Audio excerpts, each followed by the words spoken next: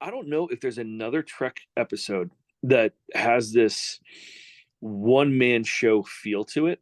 Yeah. Where it's just him trying to like work through his own stuff by recording his personal log, and then it goes like into like the flashback of like, oh hey, this is as he's explaining it, this is what's happening. And you do get some episodes where like it's someone recalling an event, but this is much more like one-on-one with the audience, one-man show style, where it's like you get a little exposition from him, and then it gives you like the actual episode. We've got our characters, they're doing their thing, and then it'll cut back to him as he's explaining what's you just saw that his inner monologue had while it was happening, and it gives you a little bit more exposition on it, and then he starts setting up the next scene, and then it cuts to that scene. And it's a very interesting way of shooting the episode, and it gives you a really intimate feel between you Oh, and Captain, trying to oh like yeah. work his way through this, and you're getting a peek inside of his head that you normally don't get, and it's really nice. I enjoy it. Oh yeah, he's confessing his sins. Kind of paves the road to hell one brick at a time with all of his good intentions. He goes, I'm going to do it to save people. And he knows what he's doing is wrong, but every day he wakes up and there's another casualty list from the Dominion War. There's more people that he knew that died. More of his subordinates had friends that died. Well, it was funny to me is that like it's very obvious that the entire point of the episode is he's trying to justify his own actions to him, and we'll get to it at the end of it. But it's funny in the fact that he's trying to justify it to himself, but he's already not just made the decisions. He was comfortable with them when it was happening. It's not his problem isn't that he made these choices or did these things. His problem is that he made these choices, did these things, and it's not even that he would do them again. It's that he's completely fine with the fact that he did it, and it actually doesn't bother him as much as he thinks it should. This should bother him more than it was very easy for him to do this. They let show him being conflicted, and oh, I shouldn't have done this, but all of that is smoke and mirrors. His real problem is that Captain Benjamin Sisko has zero problem doing this. It's not going to affect him. It's not going to change him fundamentally as a person. He is not going to lose an ounce of sleep for what he just did, and the fact that he's not, that's what's bothering him. He first approaches it like an honorable man, like the man he wants to be, like the man, because in peacetime, it's easy to be a civilized, honorable, decent man. In wartime, you kind of figure out who you really are. And so he approaches this at first, like you're saying, as a peacetime, honorable man. He's wargaming kind of this sort of pitch. He's having practice pitch meetings with Dax, and Dax is playing the role of the Romulan senator. And he goes, "Oh, well, this is the right thing to do." And then she's like, "Well, we don't really care because it doesn't really affect us. And why would we help you? You're the losing side." Yeah, exactly. And she's really the only one that you can have that conversation with. Not only is, because of the symbiote, not only is it like one of his oldest friends on top with, you know, like centuries of experience dealing with stuff, but it's also Dax is probably the only one that has enough experience and enough, oh, call it confidence in themselves to not give deference to Cisco's point of view, where she's the one who really is going to be able to put herself in the Romulan shoes and be like, hey, I don't care what's right. I don't care what's nice to do. What's in it for us? And she's the one that's lit. Everyone have a like Worf, you can't do this with Worf because he just wants combat, right? He's a Klingon, so and he's not going to think well of the Romulan, so he's not going to give the right reason as to why they're not going to do this. And then Bashir would want to say like, oh, they'll come in, you can convince them because he always wants to see the best in everybody.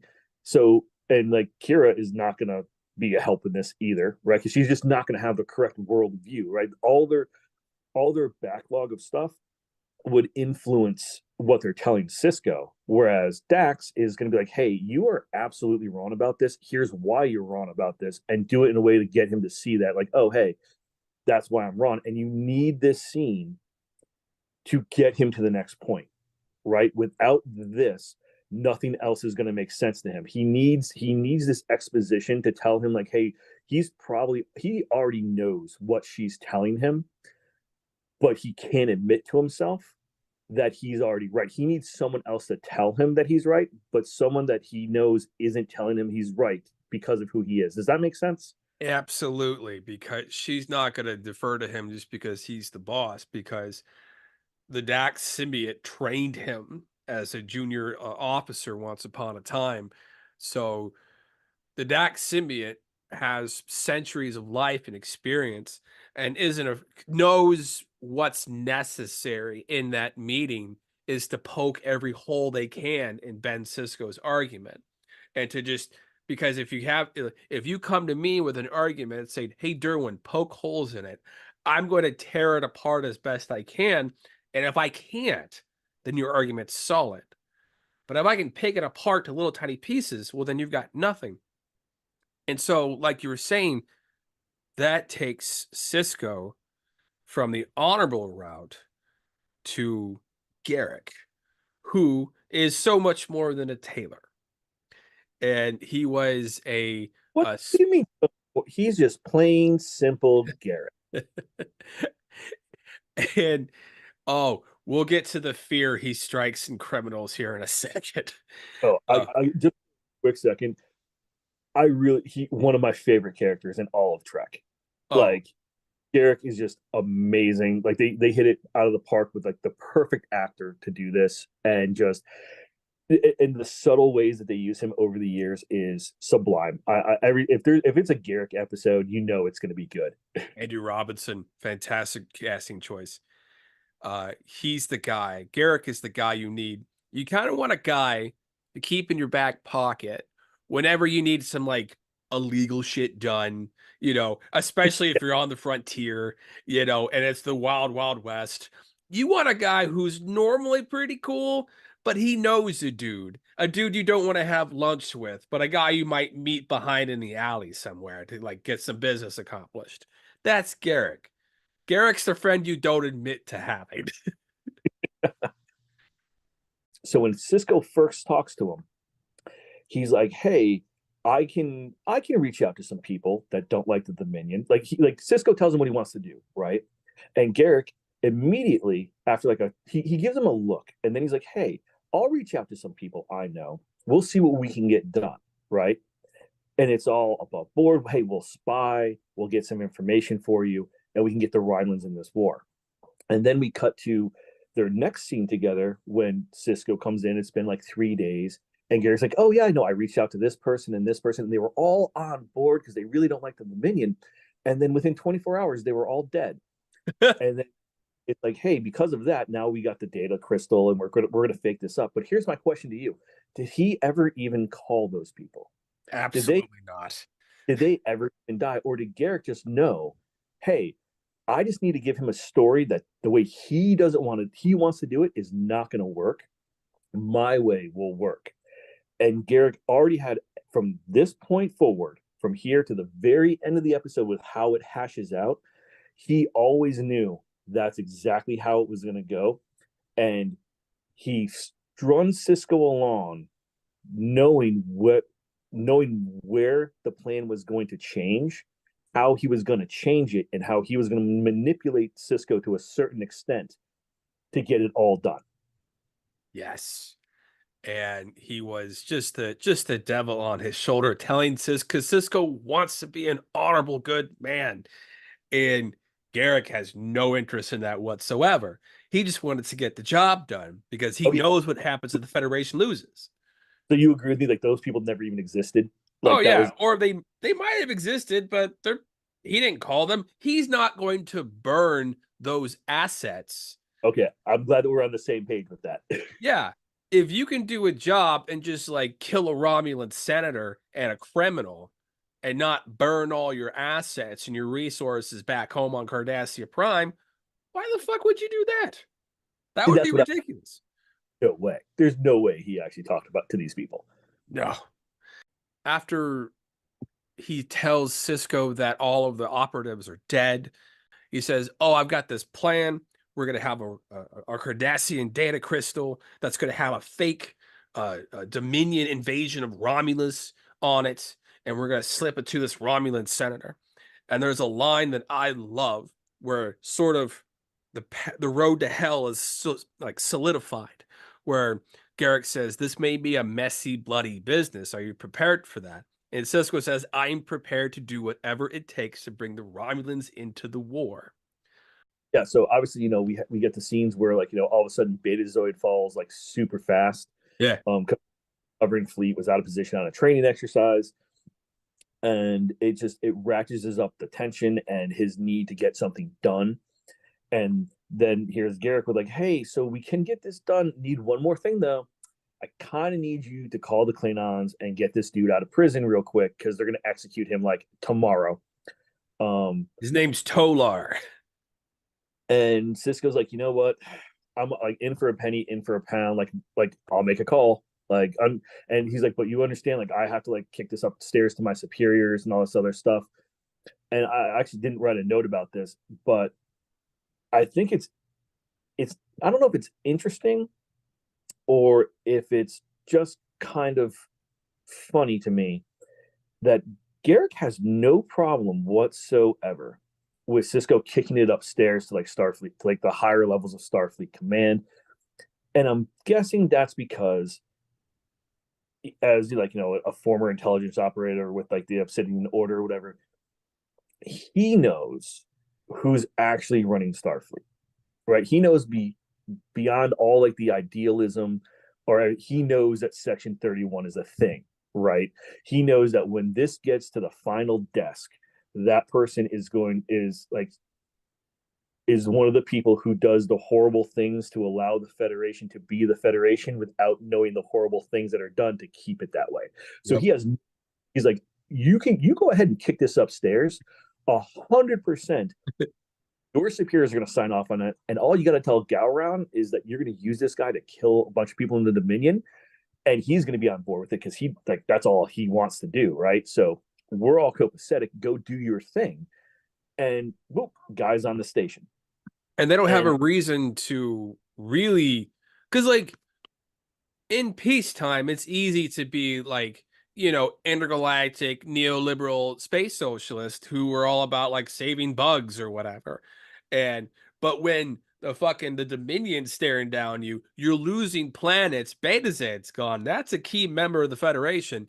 And shit's getting real, real fast. Everyone's like, all that morality kind of just falls to the wayside, and all of a sudden Starfleet's a military again, right? yep, and then we get a great scene where I had actually forgotten about it until rewatch. And I think the whole reason that we get this scene is just for Quark talking to Cisco, but we get the scene where the hacker guy is in Quark's bar, and he stabs Quark. He has this like drunken episode, and you're sitting there as you're watching it, and you're like, how does this have anything to do with anything, right? Like, what does this matter? What does this do for the story?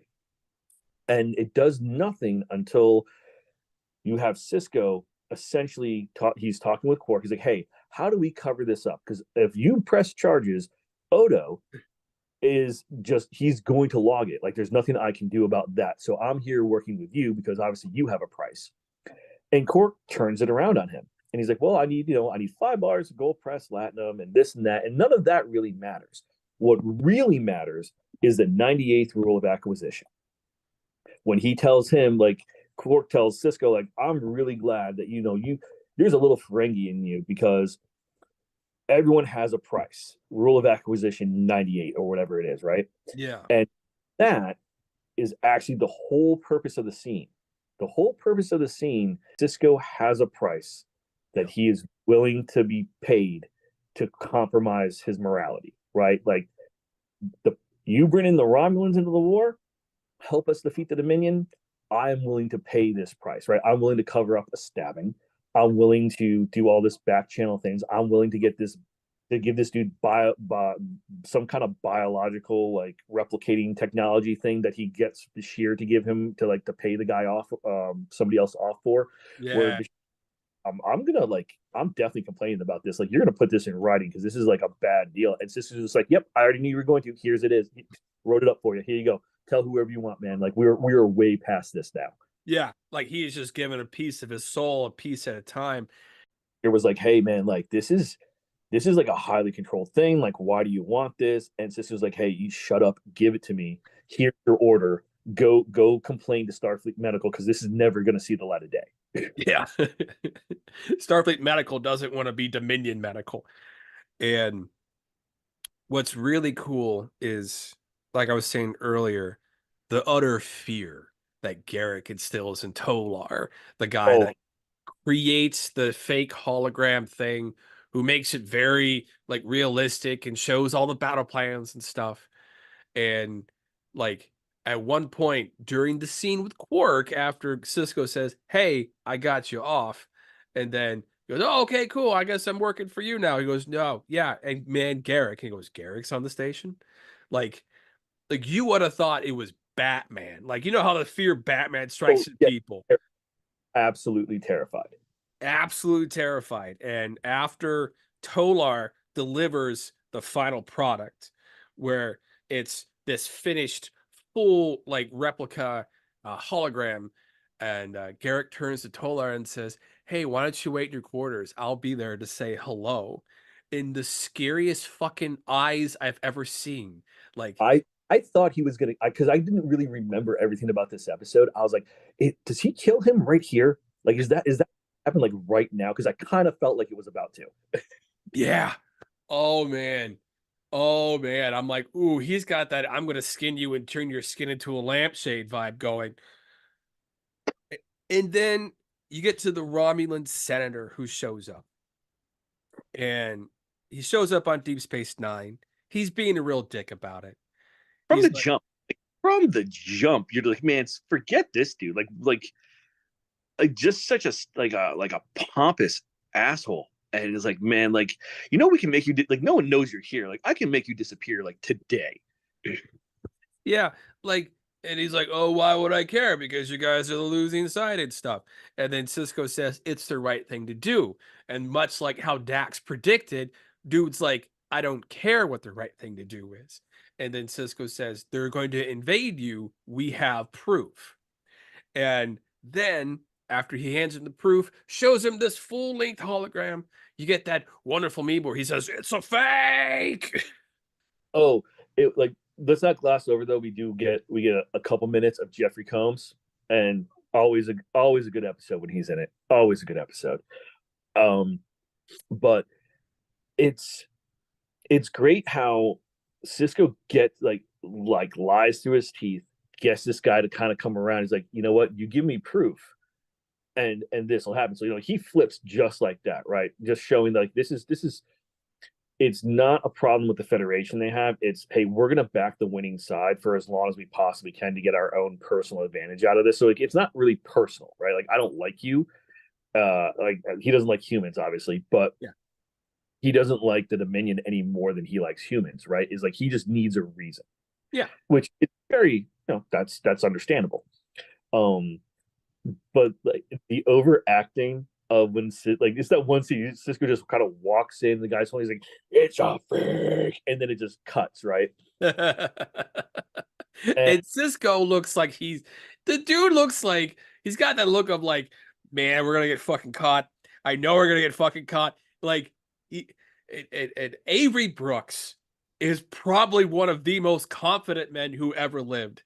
And for him to sell an unconfident Cisco about, I've never seen Cisco be insecure about anything.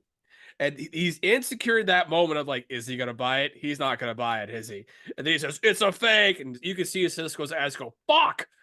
he's like, I am getting a phone call about this. Damn it. and and then it all just kind of the whole to Cisco's knowledge, the plot falls apart from there.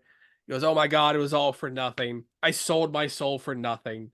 The Romulan senator is gonna fucking tell everybody.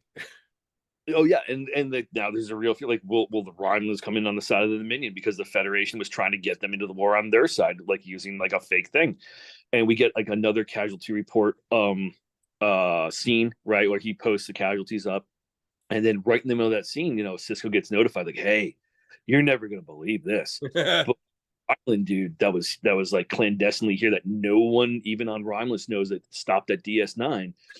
His ship exploded, and apparently it was the Dominion, and he had some attack plans on there. And that's when Cisco realizes Garrick played him from the second he talked to him. That this was Garrick's plan the entire time. It took him like a half a second to figure out. Oh, hey, we're gonna do this my way. My way is gonna end up with this dude dead, but they're gonna believe everything I'm about to sell them. I just can't tell you about it. And on the like I don't know what Cisco's more angry about. I don't know if he's more angry that this dude got murked or if he's more angry that he let Garrick slip one by him. It's not the end result that he has a problem with. It's I got fooled. Yeah. Garrick probably could have sold this to him. At a certain point in this episode, Garrick probably could have been like, hey man, you want this to work? Like, here's the backup to the backup. We're gonna have to do this, but you know what? It's one dude, his four bodyguards, and then boom, you get what you want. And the dude was already kind of a dick to you. Do you really care if he lives or dies? But doing that, Garrick just was like, he just bypassed the whole thing. He's like, hey, I had this plan from like 3 weeks ago. Like this is what's gonna happen. And so he's just obviously angry about one of those two options, and he goes in and just in I don't know if Avery Brooks slash Commander Captain Cisco, he might be the only Star Trek captain to like slug people in the face more with no reason than anyone else. He's just pissed. Like, Oh, that's what I'm saying. It's like, like when Kirk would hit somebody, like, hey, like it's, granted, it's the 1960s, but he's actually having like a physical altercation with someone attacks him first. yeah. This one is like, Cisco, man, he'll punch Q in the face. Yeah. He'll knock Garrick over a table, bash his eye open for doing what he wanted him in the first place, just in a way he didn't like it. That hit. Holy shit. When he hit Garrett in the face, that dude you could see the rage and the power that Ben Sisko had in that one punch. That was either amazing editing or that was them being like, hey, you know what? Let's have an actor moment and let's just do this for real. And you know what? Go for it. And he just let Avery Brooks clock him. Oh man. I would be like, I would need a stunt double for that. No, thank you. Avery Brooks is terrifying. But I loved the conclusion of it. I loved how it was the plan all along was to kill the Romulan senator.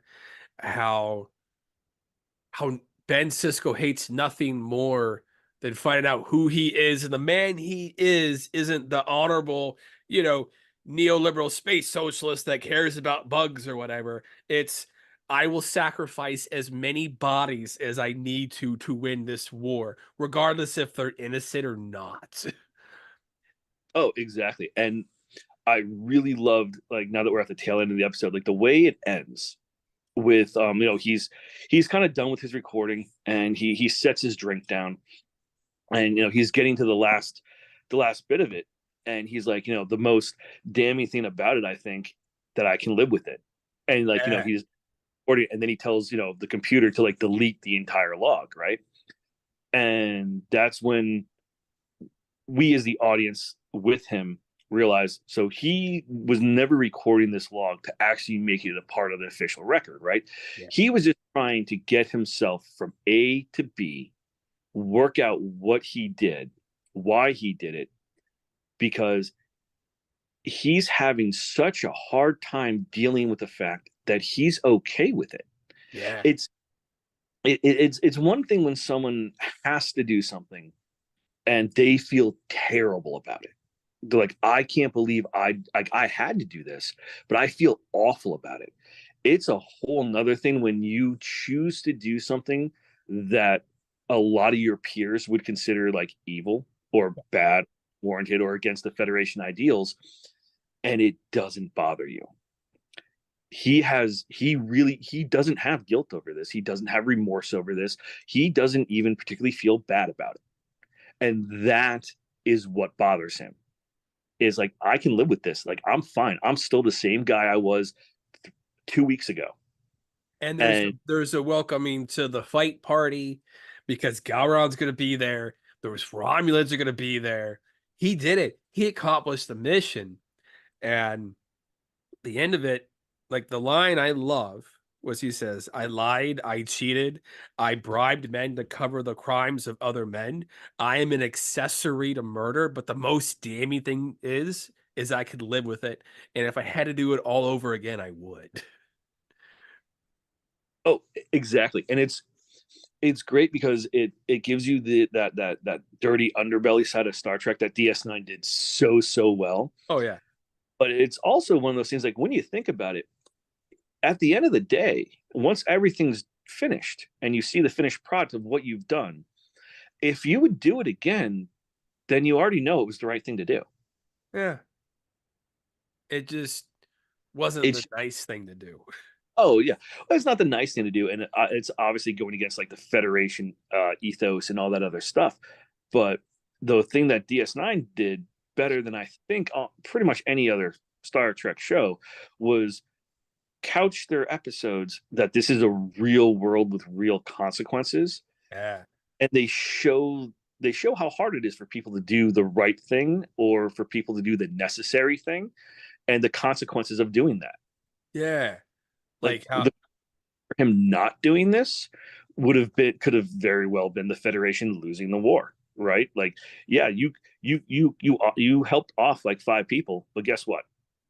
Now the Romans are going to come into the war, and yeah, a bunch of them are going to die. But at the end of the day, spoiler alert for the 2 decade old show, people, the Federation are going to win. 100% worth those lives. 100%. so would you make that same choice? Oh, in a heartbeat. Yeah. I wouldn't I wouldn't even have needed Garrick to go behind my back. I already would have been like, hey, you know what? Let's make sure there's an explosion. A couple Romulans die. That way everything looks kind of like damaged so they won't look too hard at the recording. Bada bing, bada boom, we'll get these guys in the war. It'll be over by Christmas. It'll be fine. I would have needed Garrick to lie to me. Like I yeah, I can relate to Cisco where you're like, oh, I guess I am okay with this, but there's so much conditioning in me, right? Of stuff where I'm like, well, that's the wrong thing to do, so we can't do it. But push comes to shove with the proper amount of desperation, you're capable of just about anything. So Oh, exactly. And also, it's like, you or I have never been in a position of authority where literally like the entire nation would turn on it, right? That's oh a god. that's a whole nother level of responsibility. And because he's our protagonist, right? He's the captain of our series. Even though he's just a captain, and you would think like admirals would be making these decisions, we get him making the decisions, right? And at the end of the day, if we want to equate this to like real life, right? If there was ever a point where you had to sacrifice like 4 or 5 dudes to literally save like a country of 300 million people, Yeah, you sacrificed there, the dudes. there's no other choice. It doesn't mean that it's particularly moral to do that. Like, you can make the argument that it is, right? Or that it's nice to do that, or like you can even say like, this compromises the ideals that our society stands for. But if you let your society be destroyed, then your ideals meant nothing anyways, because they're going to disappear into the dustbin of history. So you can work out the morality after the war is over. And I love how I said in the beginning of the episode, they examine the Vulcan proverb, the needs of the many outweigh the needs of the few or the one. But when they did it with Spock, Spock got to be like this cool hero and sacrifice himself for everyone else, right? That's the easy play. You get to feel Yep. good about it, but sacrificing innocent lives to save trillions, probably. That's it's easy in the abstract, but when you see the people up front, when you speak to the man and knowing that I got him killed to save all these untold others, living with that, oh man. Oh yeah, That, no, it's a heavy weight, even knowing that what you did was, the quintessential right thing to do, whether it was moral or not. It's a heavy burden, right? But when the history books of the Federation are written, if this would ever came to light, everyone, like, 100 years down the road, they'd be like, he made the right call. yeah. Like, he made the right call. But anyone who currently knew him, like Captain Bashir, Julian Bashir would say, like, that was the wrong thing to do. Um, Picard probably would have said, like, there's a different way of finding it. Worf would have been on board, so, like, he doesn't count.